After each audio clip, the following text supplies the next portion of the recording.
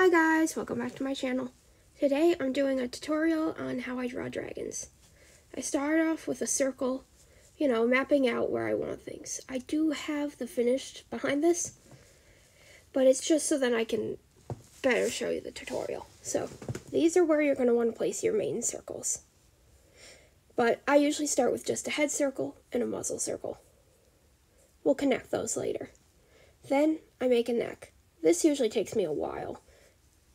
Don't be afraid to adjust it if it doesn't fit right. Even the one in the final that I have here isn't my best. You almost want it like an S, but it puffs out a bit at the end. Your next circle should fit snugly into that circle as well. Now you've got this shape with an oval in the back. That'll make the top part of the hind legs, along with a little pointy like oval needle. This is actually how I used to draw the legs before I switched over to drawing feet. I usually duplicate it over to the back, but you can do it however is easiest for you. Next, the tail is always feeling it out, what feels best. But I always have a curve to it because I feel like it makes it look both shorter and longer at the same time, if that makes any sense. Next, the feet. I usually do a line out, then a line angled down, then keeping it flat. It's very simple, but I think it gets the job done. The ears, I draw like cow ears, although it's more like a cone with a semicircle. So, after all that, you can clean up the lines, connect them, erase where it needs to be erased, and you've got this. This is a blank slate. So let's move on to how I draw other parts. These are wings for leaf wings, hive wings, silk wings, and any other dragon, along with other parts like spines and sea wing / leaf wing spines, frills, barbs, and ice wing spikes. Now, this is the part where I'm going to draw it. Feel free to skip ahead if you don't want to watch this, or you could continue on. A lot of drawing the wings for me is feeling things out, especially for the normal wings.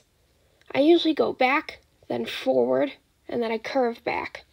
Sometimes I give them an indent, and sometimes I give them a curve. This one has a curve at the bottom, so it covers part of the body. But I change the wings up a lot for every drawing. Depends on what vibe I want the dragon to have.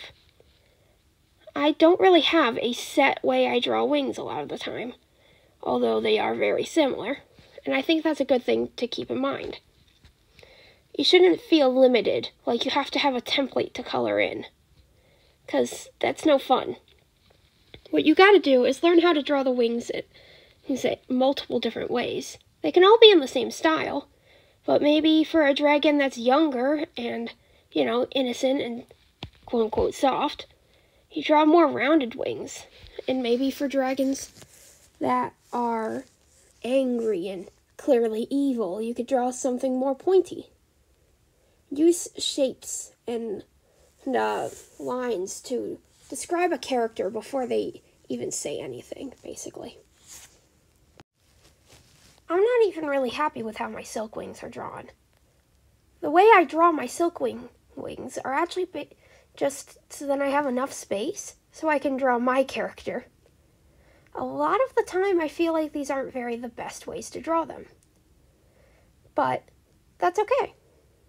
I'm still working on it, and I think this is a great way to figure out characters. I think I could definitely do pointier wings. I've actually never drawn hive wings before this tutorial. They just don't come up. But I think these are actually the easiest to draw, because as you can see, that was very quick. A lot of drawing the wings and accessories and other features are really just feeling it out and what feels right. I don't have a set way I draw them most of the time.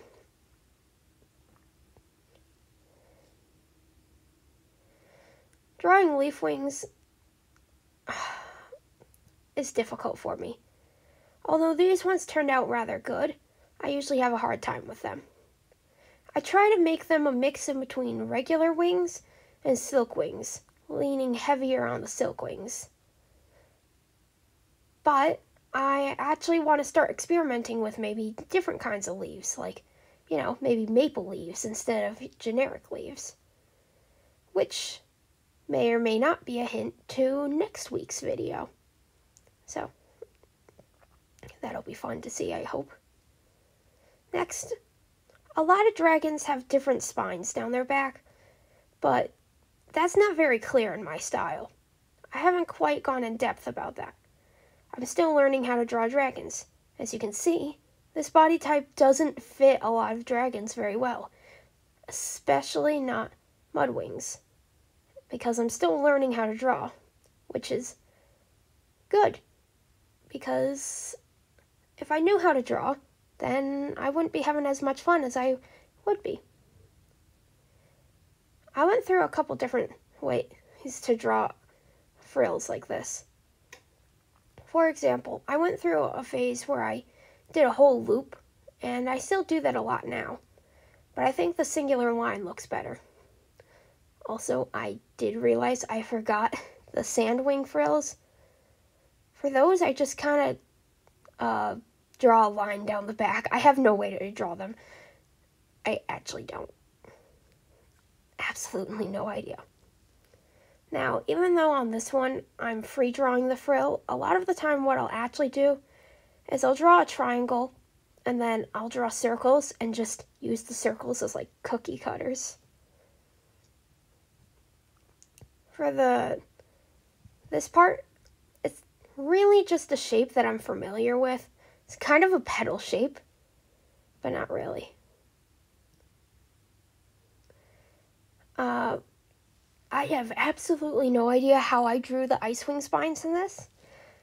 A lot of the time, that's why I hate drawing Icewings, because it's very difficult for me to gauge if there's too many spikes or not enough spikes, or if there's too many, but in the wrong spots, or if there's not enough in the wrong spots, Let's continue with close-ups. Close-ups, I go a lot more into detail. This is where I'll be talking about the face and how I draw them. But before we get to there, I think this is a really good time to talk about the fact that, like I brought up before, your faces shouldn't all look the same.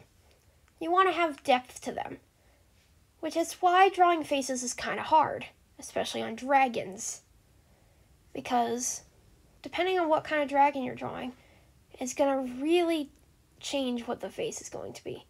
A lot of my faces have very round eyes, but I know some of my faces don't. They have sharper eyes. So, you got to keep that in mind. A lot of the faces on my dragons don't change very much besides the eyes. That's kind of a defining characteristic, which I'm trying to improve on because I think there should be more defining traits instead of that. When you're doing close-ups like this, you can put in a whole lot more detail. And as you can see here, just because the finished product looks good does not mean it wasn't a struggle to get there. It takes a while for me to make videos, through the recording and editing, but mostly because it takes me hours to draw just one dragon, and they're not actually all that good. But that's okay, I don't need the dragons to be perfect. Sometime in the future, I'll go back and I'll redraw them, and they'll be better than before. It's all about practice. And this tutorial is less about me showing you how to copy my style, and more of showing you what I do, so then you can create your own style. Copying styles is never going to get you far, but taking inspiration from styles will. I take inspiration from a whole bunch of people, including Sleepy Gemstone and Cypress. I take a lot of ideas, especially the way I draw dragons in such a chibi way. That's really from Cypress. And And a lot of the details, I try to push the details quite a lot when I do close-ups, and that's to mimic, well, not even mimic, but something I picked up from Sleepy Gemstone. If you notice, a lot of my characters have spots. Those are to, like, mimic scales on a dragon, and that's something I kind of, saw in Sleepy Gemstone style, so I kind of took that into consideration. Almost every part of my dragon has some influence from somewhere else, and that's okay. You just can't copy. Copying isn't good for multiple reasons. One, you're stealing somebody else's hard-worked style. They put a lot of effort into it. If you just copy it, then what was the point in it for them?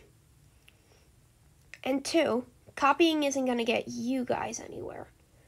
It's important to remember that a phrase that I like to hear is, it's not hurting me, it's hurting you, from other people. So, when you think about it, this isn't hurting our style, but it's hurting your style because you're not able to grow. Anyway, let's get back into this. Silkwings have antennae, and although you see me draw antennae very singularly, there's a whole bunch of ways to draw them. Here are a couple examples. You could do almost feather-like, or cotton balls, or you could do these ones that kind of look stringy in a way. You could do ones that wrap around like leaves. Honestly, you could just do the sticks. And there's also a lot more ways. For the dividing part, you could keep it as a line. You could make it a thick line. You could add, zigzags to a side. You could add circles to a side. Or you could make overlaying scales like this. They don't have to be diamond overlaying scales. They could be any shape of overlaying scales. Which is a lot of fun because this can also add a lot of detail, and I usually change this with this tribe of dragon that I'm drawing. But I think you could also change it for the individual dragon if you have a certain way you want them to come across. For the back scales, you can do a whole bunch of things, just like the sides. You could do circles, triangles, diamonds. I would stay away from squares. It's kind of strange, but that's my opinion. If you want to add squares on the back of your dragon, add squares. You could do a flat belly with lines, or you could do a more intended or protruding belly scales. I do these a lot on my more detailed pieces, and on my less detailed pieces, I usually do it flat. Less detailed pieces include, animations and stuff.